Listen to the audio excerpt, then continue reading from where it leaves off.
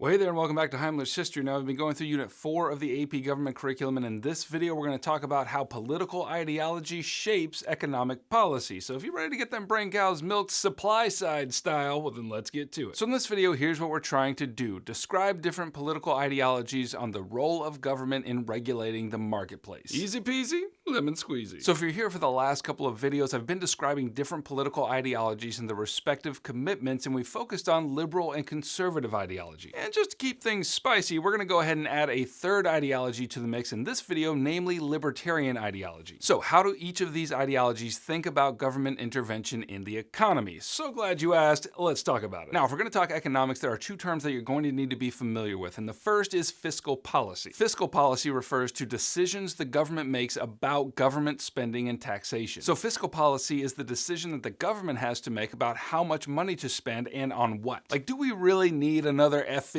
fighter jet? Nope. Oh yeah. Okay, so when the government decides on that kind of thing, that is fiscal policy, and this is under the control of Congress, who decides what to spend where. The second term you need to know is monetary policy. Now, monetary policy refers to the decisions the government makes about how much money should be in the economy. And the reason I have this little green bill in my wallet is because the government has decided that there needs to be money in the economy. So when the government decides to put more of those bills into the economy or take some out, they are engaging in monetary policy, and this is under the control of the Federal Reserve, often referred to as the Fed. And the Fed does this by buying and selling government bonds, setting reserve requirement at banks, which means they mandate how much money the banks have to keep in their vaults, and setting interest rates. Okay, to sum up, fiscal policy, government spending and taxation. Monetary policy, how much money is in the economy. So with that said, let's talk about how different ideologies approach these different policies. Liberals tend to favor the most government intervention in the economy compared to the other ideologies. To liberals, government spending and government regulation of business is what keeps the economy strong and keeps everyone safe and secure. So when it comes to fiscal policies, liberals are big spenders. And they didn't just pluck that idea out of the realm of unicorns and rainbows, they actually have theoretical support for this idea, and the name for it is Keynesian Economics, and this theory really majors on fiscal policy. This theory came into fashion in the 1930s in the midst of the Great Depression and the election of Democrat Franklin Roosevelt. Now, I mentioned in the previous video that the president preceding Roosevelt, namely Herbert Hoover, was a conservative. And so when the stock market crashed and the Great Depression began and all turned to doom and gloom, Hoover's conservative position led him to do very little. To Hoover, like, the market is going to correct itself in the long run and all shall be well, no need to get big daddy government meddling in the economy. That's when John Maynard Keynes came along and rebuked Hoover and all who thought in similar ways, saying,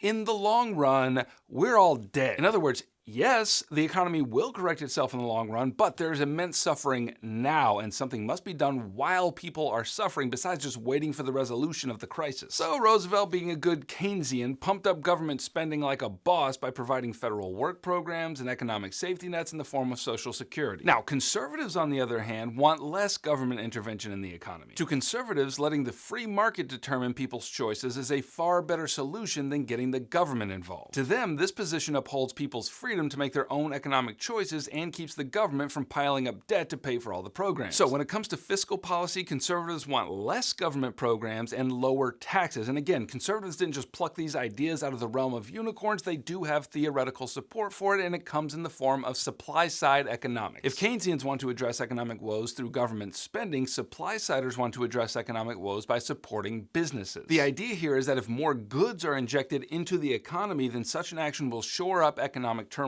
And who produces goods for the economy?